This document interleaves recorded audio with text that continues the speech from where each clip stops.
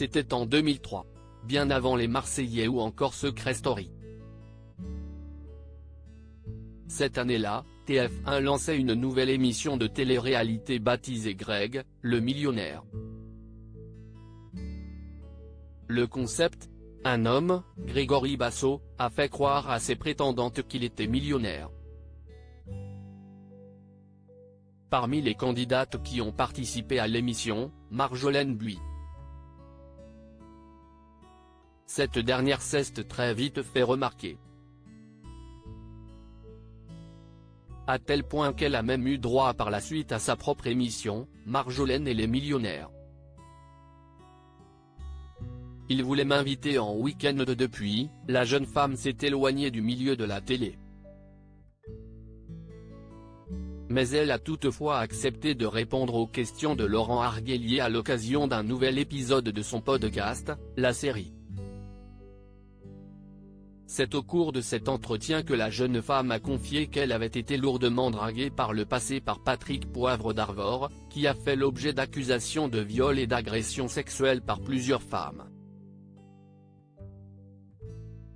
Marjolaine Buis se souvient, « Je n'avais pas senti que c'était quelqu'un d'agressif, ce n'était pas quelqu'un d'agressif du tout, mais par contre il était insistant, on ne peut pas lui en vouloir, je dirais que ce n'est pas le seul. » Sous le prétexte qu'il soit connu, eh bien oui effectivement cela a un impact un peu différent.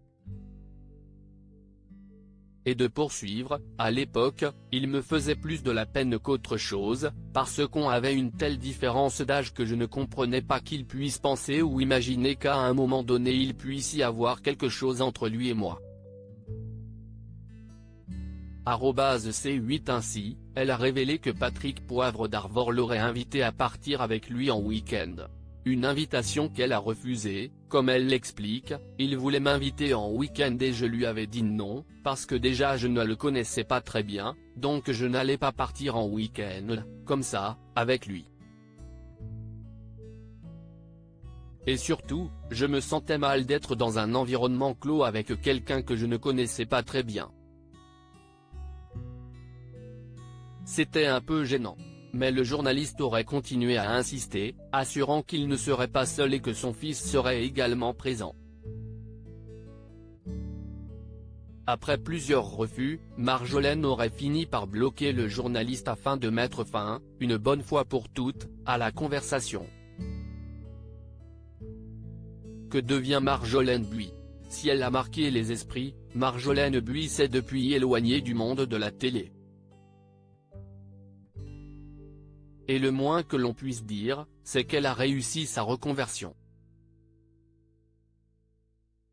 En effet, après avoir été mère au foyer pendant un temps, elle est aujourd'hui à la tête de sa propre agence immobilière. Mais celle que l'on a notamment pu revoir dans TPMP n'a pas fermé totalement la porte de la télé-réalité. En 2021, elle confiait à nos confrères de 20 minutes, « Ça dépend du projet, mais il faut que ce soit en lien cohérent avec mes activités dans l'immobilier. Partir dans un pays pour y développer mon business, pourquoi pas?